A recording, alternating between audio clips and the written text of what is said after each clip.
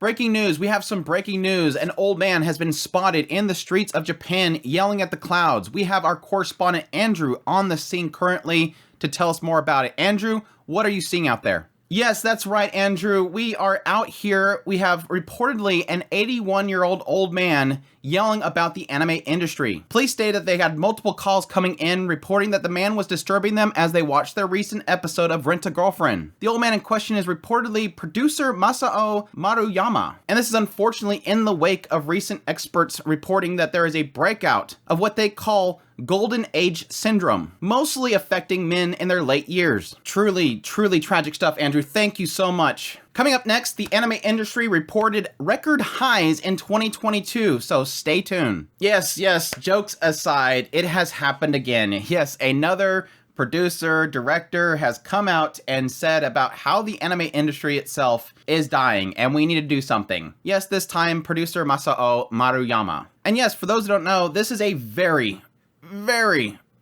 critical person in the world of the anime sphere. They're well known for so many great titles like Hunter x Hunter, Monster, Death Note, Nana, Perfect Blue, Hellsing Ultimate, Kids on the Slope, Tokyo Godfathers, pretty much everything Satoshi Kon. This guy has produced a lot of the greatest anime of all time. So yes, it lends a little more credit to it when you hear him speak out that the industry itself is dying, rather some random director. And while I joke about the idea of old man yelling at the clouds, I do take a lot of what he says very, very seriously. Even though you can say that's probably a publicity stunt to push his new show, Pluto. Everything that he's saying technically makes sense to everything else we've been hearing. Take for instance the recent statements by Toshio Okada, the former president of Gainax. It all connects to what he was saying. But yes, an article is wrote by Tomohiro Osaki on AFPBB.com. They write, Japan's powerhouse anime business risks being overtaken by rising Chinese competition because a tilt towards commercialism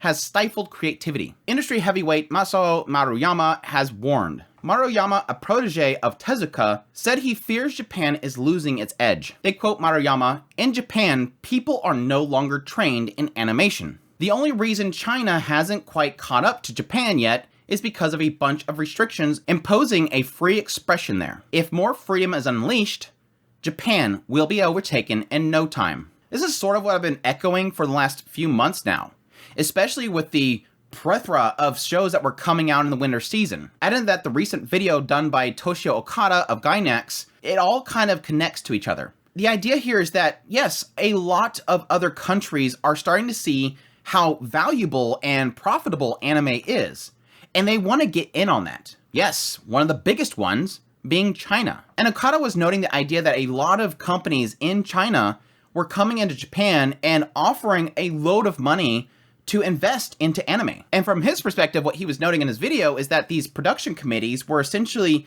dividing that money rather than one project that they can take ownership of. They were dividing it to a whole bunch of projects. Yes, increasing the portfolio of the Chinese company to having all these anime they were actually funding, but at the same time, cutting the amount of funding for each individual project. That was the problem that he was noting. But it sort of goes hand in hand with what Maruyama is talking about here. China wants to get involved now, and they're dumping a lot of money into it. Now, the thing that we've kind of noted here recently as well was what happened in winter. We had a lot of delays, mostly around Aniplex. And Aniplex is very well known for outsourcing a lot of their animation. And where were they outsourcing it to? China. There was even a lot of talks about Mappa and how much stuff they were outsourcing to China at the time for Chainsaw Man. Japanese producers are seeing that they can pay a lot less if they pay China to animate it for them. So that's why we're seeing a lot of anime titles now aren't even animated in Japan. This is something that I've been criticizing the anime industry for a while now. They're not paying their animators well,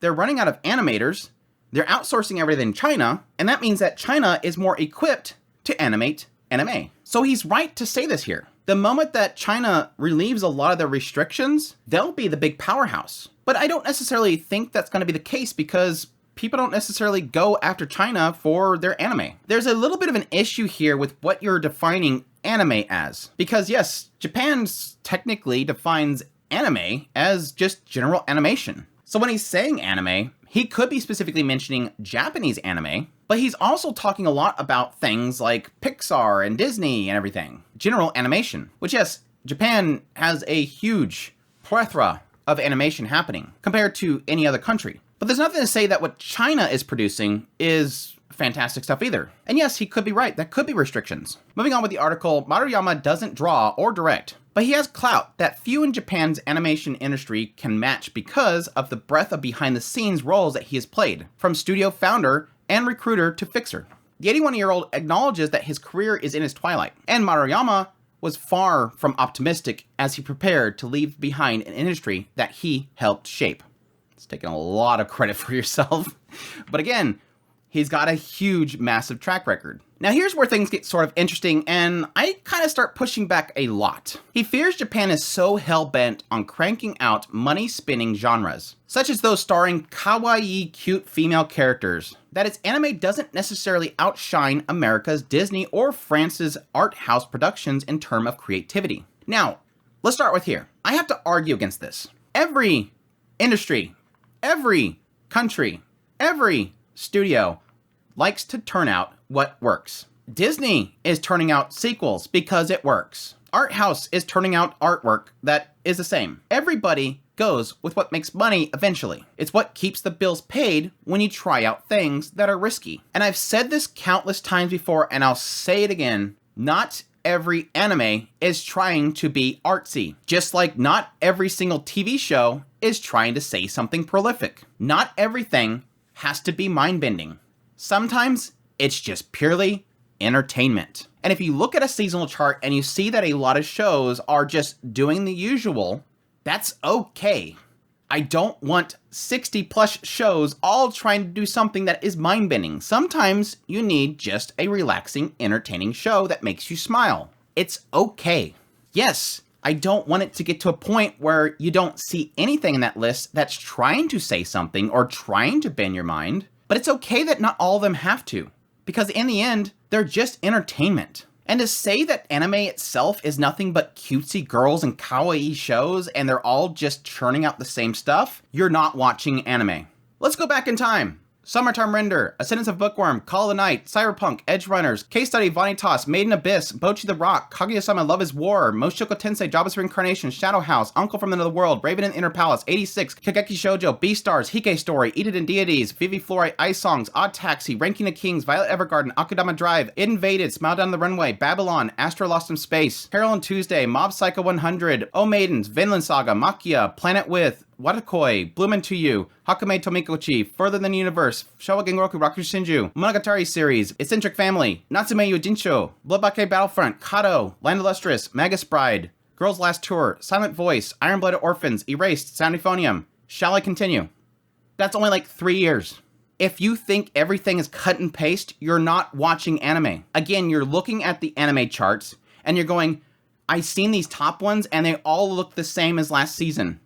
You're not looking down further. You're seeing what's on the billboards, that everything is being pushed, and you're not paying attention to what's underneath where people are trying to be artistic like you once were. Anime is not dying. Anime is not losing creativity. You're just so focused on what is being turned out and the market is broadcasting. It doesn't mean they don't exist. And if you're not looking for them and you're not supporting them, you're part of the problem. Drop the mic. And it's extremely funny to think that Maruyama is not clean of this. He's produced stuff like that. He did Hunter x Hunter and Trigun. Not to say those are bad shows, but they're following a trend. And Galaxy Angel? That's nothing but cute girls and comedy. But again, that's not to discredit the amazing stuff that he's produced. And honestly, based on his comments, I really respect that those were able to be because he was so hands-off, which is something that a lot of producers don't do. Now, to get back to agreeing with him, he warned that occasional successes from this prolific approach have distracted Japan from systematically fostering next-generation talent, even as China invests aggressively in young animators. And like I said earlier, I agree fully here. A big problem that Japan has in Japanese animation is they're basically pushing animators out on the street.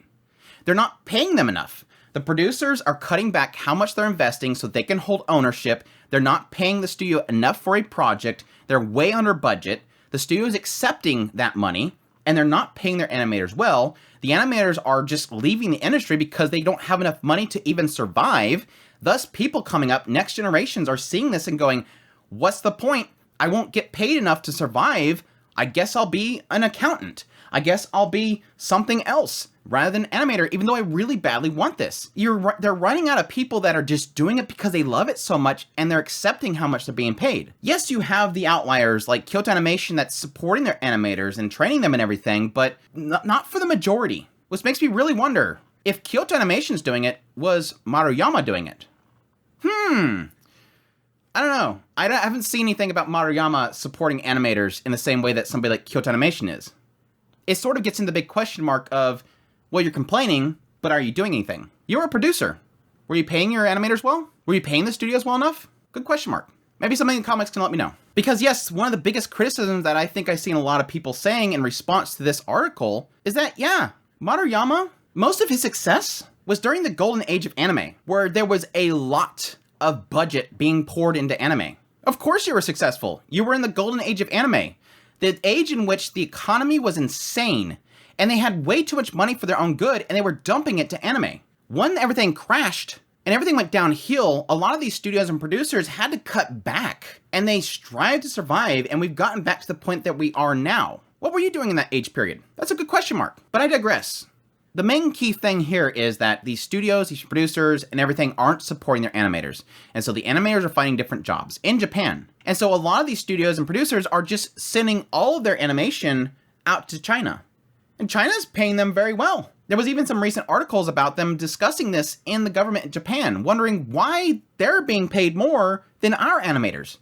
They're concerned that they're losing their culture. This is what makes Japan kind of unique. Why are we losing this? Why aren't you guys paying them enough?